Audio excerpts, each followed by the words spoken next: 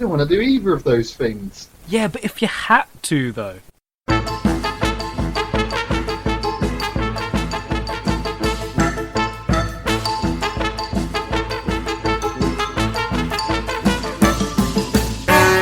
We set the scene, we have a choice. We must decide on the correct answers. I'm Kyle. And I am Nathan. And this is If You Had To, though. Hello to you again, Nathan. Podcast time. Greetings to you, Kyle. It is indeed the podcasting hour. It is. It has come upon us again. When the moon is fat. When the moon is fat and the sun is juicy, the stars are twerking. The stars are twerking. Yep. I mean, that's one way to describe beautiful glittering stars in the sky. Oh, look, they're twerking. Yeah, I'm having an affected fit while I'm looking at the stars. Oh, you're the one twerking. It might be. You'll never know. Fantastic. I've got some product ideas I want to run by you. Product ideas? Yeah. Not for what's the word? Endorsements. No, I was just thinking, like, if we could get certain celebrities on board to sell products that usually sell okay but aren't, like, massively in demand. I see, but we could make them. We could push them into demand. Yeah, do you think we could get Jude Law? I mean, depends on in what capacity you mean get. If you think, can we get him to agree to come onto the podcast? That's a negative. No, I don't want him on the podcast. It'd bring down the tone. So I don't understand the context. Okay, we want to get him. Why are we getting Jude Law? What has he done? I'm thinking what we do, right, is we make our own brand of coleslaw. We put his face on it and call it Jude Slaw, right? That is the greatest idea I've ever heard in my entire life. Right? So we get him to endorse it. Did you say it was called Jude Slaw or Jude's Slaw? It could, Jude Slaw is even better. Like, he wouldn't have to physically make it. We'd make it for him. But no, I calling it Jude's Slaw. Yeah. Yeah. All he has to do is agree to let us put a sticker of his face on the packaging, and we'll send him like 50%. Is if we shape the coleslaw to look like his face in the packaging. So not only is his face printed on the packaging, but once you take the lid off, then you look at the coleslaw. It's a coleslaw formed in the face, in the shape of Jude Law's face. Yeah, people aren't doing that. They do it with They definitely aren't doing that. This is a corner of marketing that has not been exploited yet. Making celebrity faces out of coleslaw. They make Billy Bear. They make potato smiley faces, don't they? So why not? They make that ham. Yeah, that ham with a pig's face. Isn't that the Billy Bear? You think? Oh, is that the Billy Bear? Wait, the ham is a bear. Yeah, I know, it makes no sense whatsoever. It should be a pig. And I don't even know that it's ham. I think it's like a culmination of like 10 different animals that they've ground together to make this like slurry, and then they reform it to look like a bear.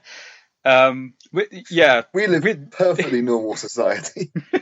We really do.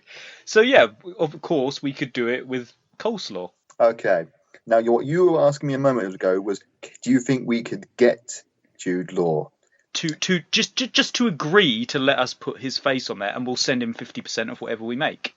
I think it's unlikely that he would agree willingly, but if we snuck up behind him with baseball bats. Yeah, I mean, yeah, we'd have to have enough food to look after him. We'd have to have like a bed or a room somewhere. No, I was talking about doing the Billy Bear thing. We get his face turned into ham and then stick it on a label. I don't know that would not result in prison and possibly the death sentence. Possibly there is, but that's the risk. That's the risk you take when you make art, and that's what this is. It's not food; it's art. Okay. Do you reckon we could get random boy band that's not that popular anymore for the coleslaw? But they wouldn't. But No. I've got this other venture, right? Okay. You random boy band that's not that popular anymore. Yeah. I've got an example. Okay, so right, you get a little bag and you get 5 prunes in it, yeah? We so far. We get the band Maroon 5 to put their face on it and call it Peroon 5. You get 5 Peroons in. Have I lost you, Nathan? No, I'm just thinking how I think I love you. It's genius, right? Okay, I've got one more product idea. Okay. I don't know if I can take one more product. I don't think my heart can handle much more. Okay, look, my last idea for a product. We get an ex-prime minister to endorse some baked goods, yeah? Yep. And we get his face printed on the pack, and we call them Scony Blairs. Genius, absolute genius. I mean, what's he doing now? Nothing. He would be desperate to be relevant again. The face of scones? Hell yeah! I mean, I think that's where he went wrong, personally. I don't want to get into a political debate, but honestly, I thought the main problem with his prime ministership was that he wasn't the face of scones. Yeah. Like, if he wants to become popular again, all he's got to do... Like, if every time you eat a scone, or scone, depending on, you know, which way you pronounce it... Which way you butter the scone? Which side do you butter your scone on? Is that the ad campaign? That's the ad campaign. No, the ad campaign's got to be him sitting down to tea and scones. It's like, a good old Scony Blair. But yeah, every time you eat a scone or a scone, you think of his face, and you're like, okay, it has to be scone. I just realised it can't be. Yeah, it can't be Scony Blair. Making the pun Scony Blair. Yeah, okay. Because otherwise, it's Scony Blair. Yeah, I see. So, and that way lies madness, Kyle. Nathan, if he did agree to do this, that would fix the debate of scone and scone. Everyone would... We would make the world a more beautiful place. Yeah, everyone would be in agreement. They would be like, well, every time I think of it, I think of Scony Blair, so honestly, it's got to be scone. That's the source of all wars in the world, isn't it? The debate on how to pronounce scone or scone. Yeah, we've just solved all world wars, Nathan. We have. Possibly global warming. I think it's got scones. Mispronouncing scone is responsible for global warming as well. Yeah, all the ice caps melting. They're going to refreeze and be fine again. So, yeah. I can't see any reason why he wouldn't agree to do that now, since it's going to, A, make him popular again, solve all world wars, and end global warming. I mean, he'd have to be some kind of opportunistic monster not to agree with this, and we know he's not that. Fantastic. Like, less than 10 minutes into the episode, and we have solved one of the biggest questions that have ever been thought up by humans. Yeah, I didn't know how to end that sentence, and I was like, really fumbling. One of the biggest questions that's ever been questioned. Yes. Fact 1 of the episode is we have already solved all of life's problems. You are welcome, audience. Yeah, if anyone ever asks you in the future, is it scone or scone, you can prove to them it's scone. Exactly. Just play them this podcast. We record these podcasts in advance of them coming out. By the time this comes out, we would already have put this plan into motion. So you are welcome, audience, for living in the perfect utopia where everything is fine and happy and lovely. You have periodic adverts of Scony Blair round the clock on any channel. He's always playing on one channel at any point during the day. Well, and don't forget your Jude Slaw and Prune 5. Prune 5, exactly. I mean, that's all that's needed to make prunes popular again. Yeah, prunes, like the most underrated fruit, and they're quite nice. I don't mind a prune. They're at the moment they've got a rap for being for old people, but you get Maroon 5. People will buy a pack that's just 5 prunes. Don't normal bags of prunes come with more than 5? Yeah, so we're making money by selling just 5. We're separating out a normal bag. I didn't think this through. We can sell like 5 bags for the price that they would sell 1 bag for, the idiots. Exactly. All we've got to do is get Maroon 5 on board. Yes. And I mean, again, I see no problems, no reason why those 5 people whose names I definitely know would not agree to do this thing. I mean, what else are they doing? Yeah, I don't know. I genuinely don't know. They could still be really popular, but I don't know. what else are Maroon 1, 2, 3, 4, and 5 up to? If there are not five... I assume they're for Thunderbirds. They're named... That's how you name them. If there are not 5 members of Maroon 5, I would be very, very disappointed. If there's like 2 people in the band or 3 people... I would be very annoyed. If it is some kind of ironic thing... Yeah. I mean, S Club 7 was 7 members, you know. Yeah. You wouldn't have put up incorrect numbering back in my day. Back in my day, when a band had a number in it, the members of the band added up to that number. Was the band 5 members? I'm going to say they must have been. They must have. I can't. My brain won't compute them not being 5 members. Could you think of any other bands that have a number in the title? I'm sure there are, but isn't there Boys to Men? Isn't that Boys a band? To Men. I'm pretty sure they did use the number 2 rather than 2. But I don't think there were. I think there were more than 2 members of the band, so that doesn't work.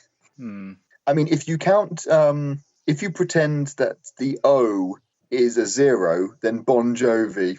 But there aren't 0 members of Bon Jovi. that doesn't work at all in any sense.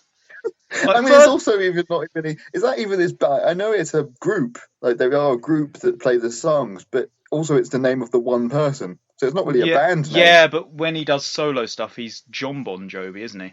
Right. That very pretentious to name your band after yourself. Oh yeah, but I would definitely do that. If I had a band, it would definitely be Nathan and These Wankers. Nathan and These Wankers. Nathan and These No Talent Hacks. Well, I look forward to your upcoming album. Well, I mean, I was going to ask you to join as wanker number 1. You are the prime wanker, Kyle. I've always thought that. The prime wanker. Fantastic. And with that, we should probably get into the episode. This week, Nathan, you have gotten heavily into drugs. You have gotten heavily into... Once you've solved world peace, there's not really much else to do. You get bored, so I figured I might as well. Yeah.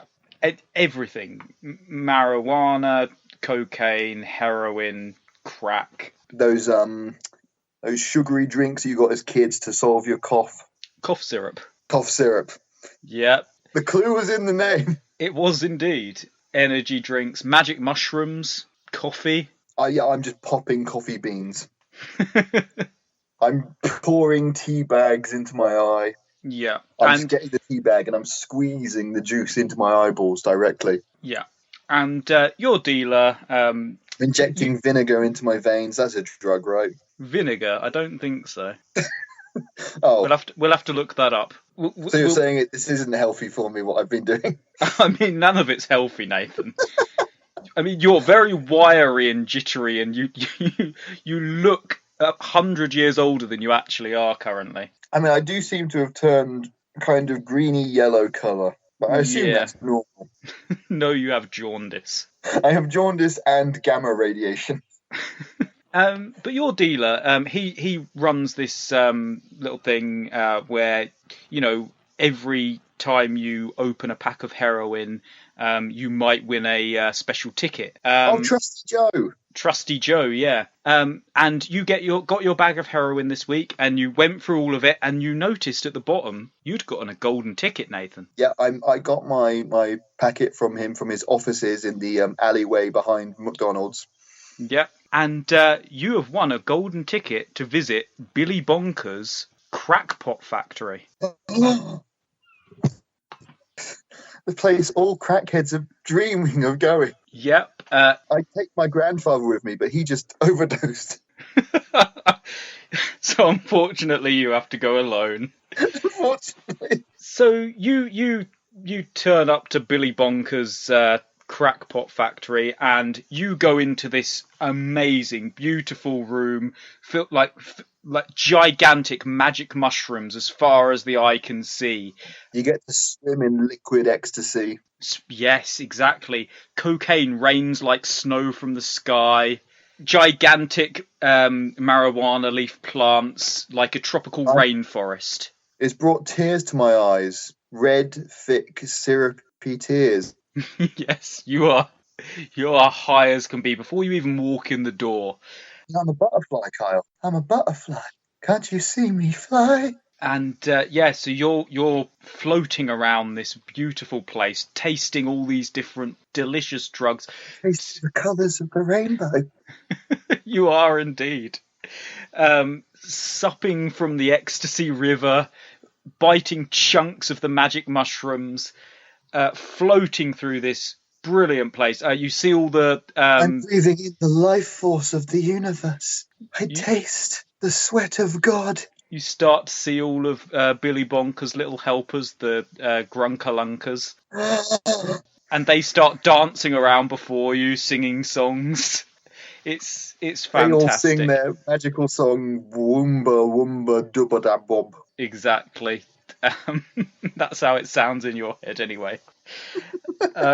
Then you're so high and out of it, you decide to sneak into one of the back rooms where they're testing out all these new drugs. I didn't sneak in, Kyle. I was invited by the fairies. Of course you were, Nathan, of course. So this fairy takes you by the hand, drags you in, and you start scoffing down all these new experimental drugs. Are they drug scones? Are they drug scones? They are. I can't even keep it consistent. But that's because I'm high as a kite. I'm high as 1,000 kites. Yeah, and you've got munchies, so you'll be shoveling down Scony Blair's scones. Having a bit of Jude's slaw. And a bit of Jude's slaw on the side. Like coleslaw in scones. That's what I've always loved. And a few prunes just to top it off. Delicious. Oh, the food of kings. When I say a few, you know I mean 5 exactly. 5 exactly, yeah. Otherwise it doesn't count. It's a legal requirement. Even high, I know this. Yeah, so you're scoffing down all these new experimental drugs. Billy Bonker rushes in. You've eaten one of the Grunkalunkas. He's like... he's like spasming out on the floor, his head bitten off. What have you done? Like chicken. You've eaten my experimental drugs.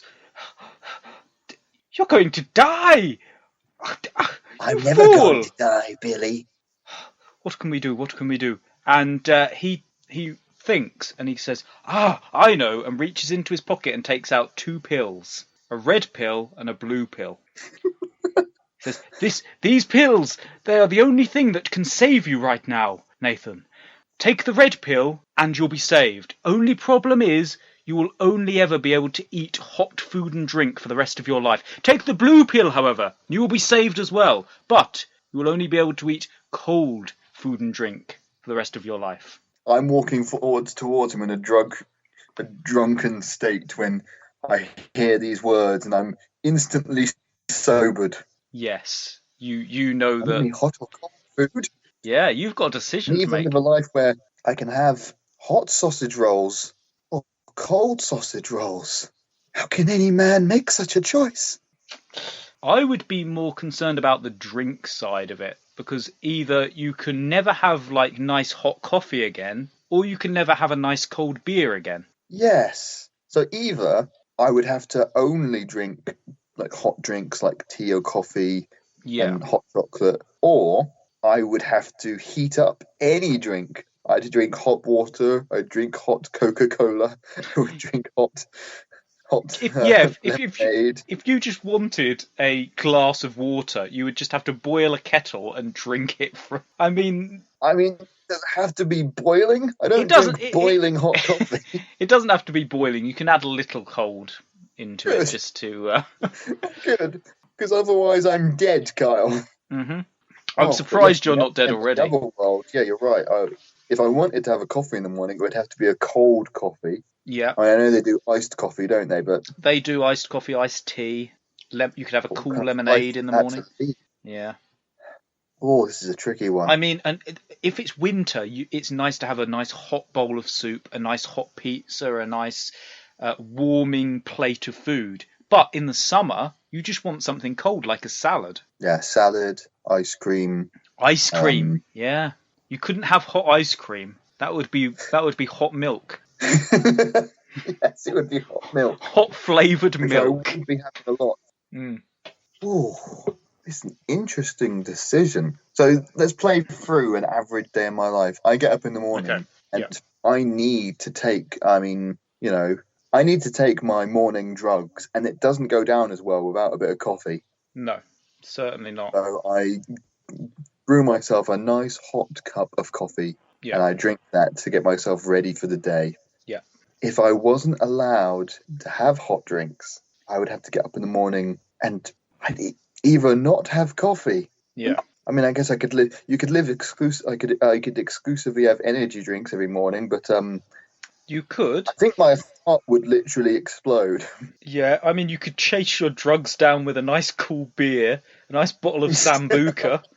You're right. I mean, it would be the perfect excuse to finally be the alcoholic I've always wanted to be. See, if you can only have hot food and drink, there's not a lot of hot alcohol. I mean, there's those kind of drinks that you set on fire and then down. Yes, you could have flaming Sambucas every morning. That's it. So whenever I want a drink, I mean, not every morning, I would have coffee in the morning, whether there's flaming Sambuca. You could have a Bailey's hot chocolate. I would definitely have a nice cold beer every morning to wake me up. Very healthy. Yep, very healthy. I can't imagine anything better. I mean, I think, in fact, because I can only have cold things, I might just forego food entirely and just live exclusively off of beer. That seems like a logical progression. You know, you need water to live. Does it have to be cold water? It can just be boiled water, can't it? It can be hot water, yeah. Yeah. You just need. It doesn't. You need fluid. Technically, if you just drank coffee for the rest of your life, there's water in coffee. Yeah, but it doesn't boil. You just need to have some source of water every single day. Honestly, it doesn't have to be water. It can be any drink because there's some kind of water in any drink. Yeah, there's at least 1% water in any kind of drink you can imagine, I think. But boiling it doesn't boil away nutrients or anything, does it? No, you'd have to boil it enough it turns into steam. It's still water. Okay. No, I wouldn't dehydrate from only having hot drinks. Okay, that's good. That's a good start. But this is a really tough one. I think I'm going to have to go with exclusively having hot food and hot drinks for the rest of my life. I think I'm in agreement with you because cold chips, no. I don't like cold pizza. I know people do, but I've never liked cold. No, I'd be fine with that. Cold pizza is delicious. No, I need hot chips, hot pizza, hot cheese. Hot cheese. So you'd never, all of your ciders that you like to drink, you'd never be able to have those unless you heated them up and had mulled cider. Yeah, exactly. I just have to have mulled everything. Mulled cider. Mulled cider, mulled wine. It'd be like Christmas every day. It'd probably be better. It would be Christmas every day. There you go, Nathan. Your decision this week has made it Christmas every day. It's going to be lovely. At least until my liver stops working and I die. There is that. If You Had To, though, sponsored by Cheesy Noblets. And now, here is a word from our sponsors.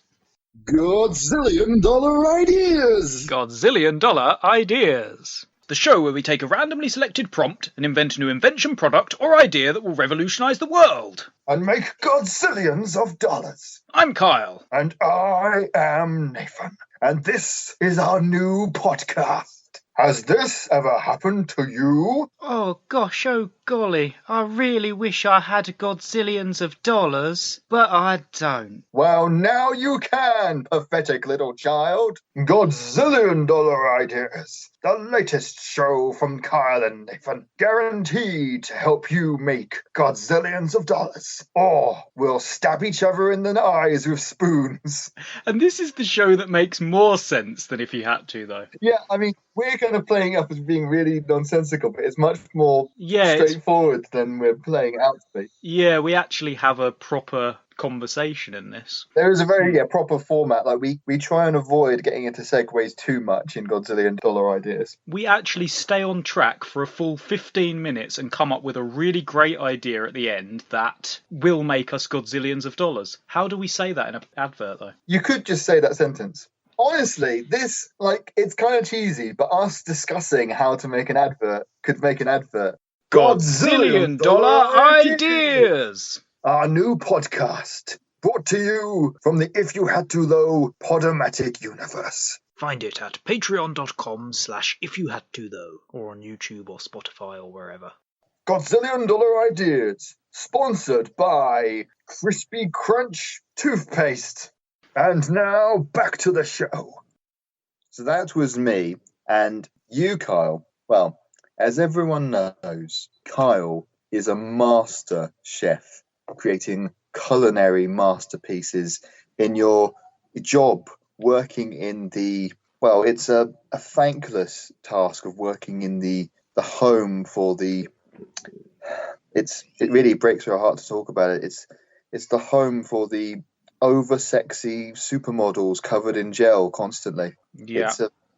It's tragic. They can't, and they're incapable of putting more clothes on than a bikini. Their clothes just slip off of them. They do. I like to do my bit, you know. It's very selfless of me. It is. I mean, honestly, I can see there being a Saint Kyle in the not too distant future. Yes, they will build statues of me. They will erect monuments of me. Just saying what a kind-hearted guy I am. Your mission in life, this job, you've even neglected your own home life and your own home family to stay and look after these slippery, slimy models. Slimy? That's not a good descriptor. But yes, continue. Isn't that how we all like our women? Slimy. Nice and slimy.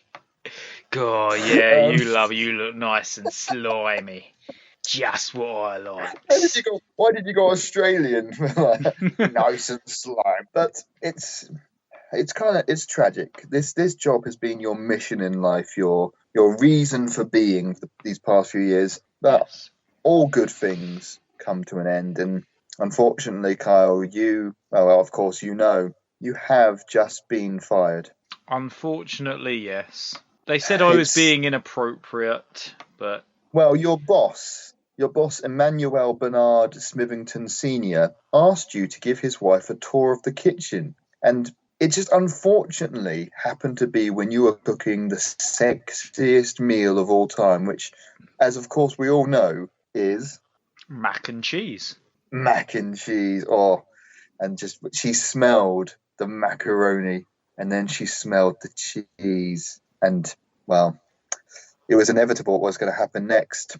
And you simply had no choice but to fuck your boss's wife. I mean, if your boss's wife comes in while you're making macaroni and cheese, what else is a normal person going to do? I honestly can't. I'm with you 100%, and I'm going to support you in the legal battle.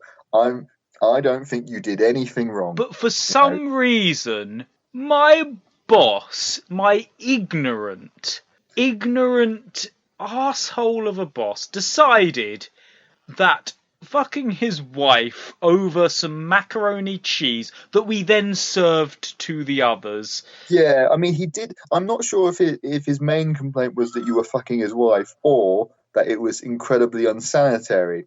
Yeah, I'm not sure which one of those applied to your disciplinary actions more, but I mean, I had a shower that month. Yes, I mean, yes, you were. You were nice and slimy as well, Carl. I've got to say, we were slimy together. But your stupid, ignorant boss would not accept, that this is just what happens when you make macaroni and cheese. It is. It's inevitable, as we've said. Second fact for the episode, by the way. Yes, if you make macaroni and cheese, you must fuck your boss's wife. If she enters. If she enters while you're making macaroni and cheese. Yeah, yes. I'm not condoning, fucking your boss's wife outside of the kitchen. Heaven forbid. Oh, see, I do condone that. I condone going door to door with a tray of macaroni and cheese. Oh, but you do have the macaroni and cheese. Like, if you had just turned up on the doorstep, she would look at you and be like, "What?" and slam the door in your face. Oh, yeah, no, I mean... Because you've got that really mac and cheese. Macaroni and cheese that sells it.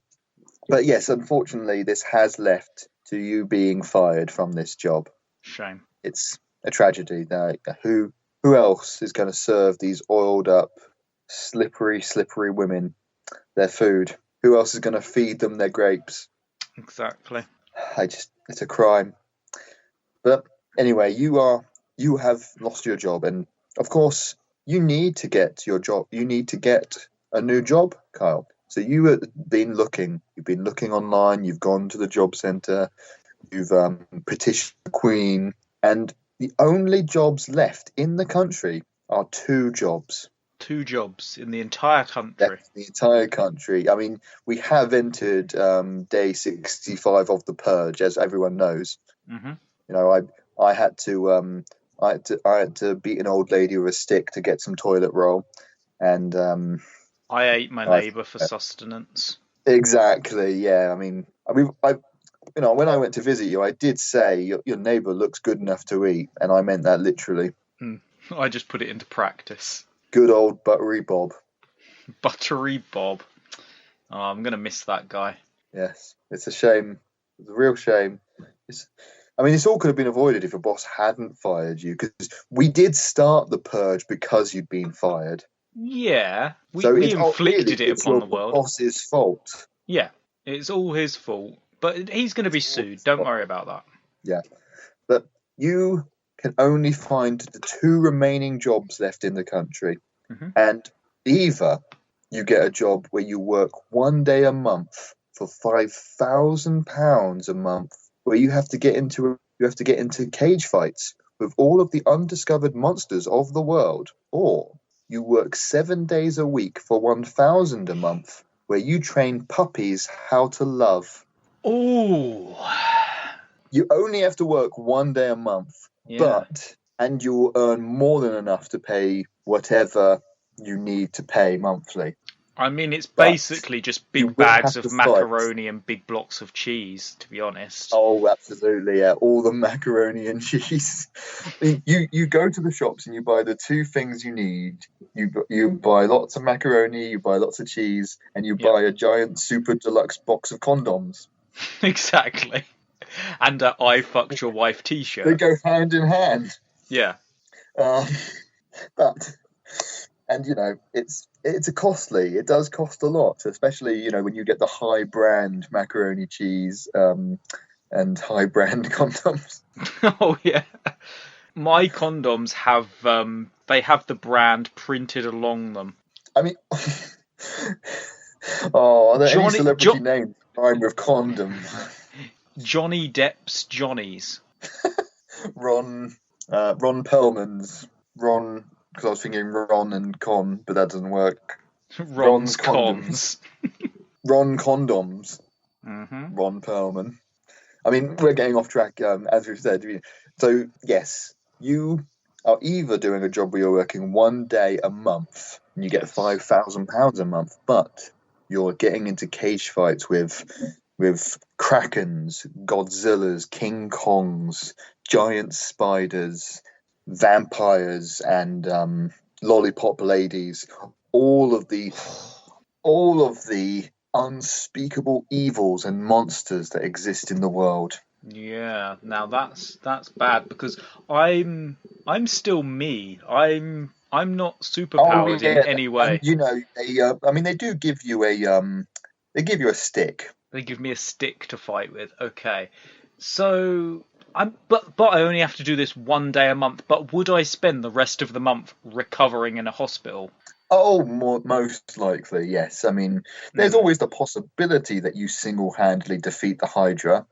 Yeah. But I mean, it breaks my heart to say this, Carl, but I have been putting money on the Hydra.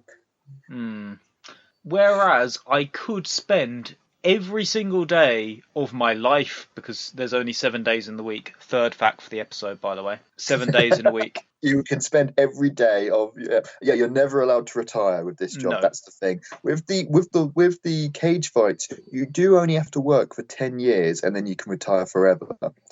I don't think I'd last 10 years, Nathan. You'd have to survive the 10 years. Whereas working the 7 days a week, you would never be allowed to retire. And if I'm spending like the rest of the month in a hospital bed, how am I supposed to sleep with my boss's wives? Exactly. That's the real question here. I mean, especially after the Kraken tears your genitalia off. Exactly. Now that's not going to bode well for me at all. So what am I doing? I'm looking after puppies. You are training them how to love. How to love. Teaching puppies how to love. Now that sounds fantastic. You get into a giant, like, football stadium sized pen, and it's filled with puppies, and you teach them. Yeah, you teach them love. You teach them the meaning of Christmas. You teach them the meaning of friendship. You teach them the colours of the rainbow. I mean, that just sounds like heaven anyway. Like, I'm getting paid £1,000 a month for this. I know £1,000 a month isn't a month. That's not a lot to a lot of people, but to me, I reckon I could budget and live on that. I mean, and also you're working 7 days. I mean, so you probably, if you just slept at work, you don't even need to own a house. I could just live on dog food, to be honest. Dog biscuits are quite nice. Yeah, I mean, yeah, exactly. You pour out all the dog food, and you're just walking around on all fours, eating with them. I would just become You and 5 other puppies are eating out of one giant bowl. Yeah, I would just become like one of the dogs. I would be the pack leader. But you're eating spaghetti with the dogs, and the spaghetti your mouths meet. I've just thought of a positive to fighting the monsters, though, Nathan. Because yes, I would be getting this extra money, so I would be loaded, right? And if I, possibility upon possibility, I actually won a fight. Think how horny that's going to make my boss's wives. Oh, seeing me defeat a Hydra in battle, slicing off its head with a stick. You'll get to wear those monsters as clothes, so you'll turn up with macaroni and cheese, wearing an octopus's tentacle as a necklace. Yep, like wearing a werewolf scarf.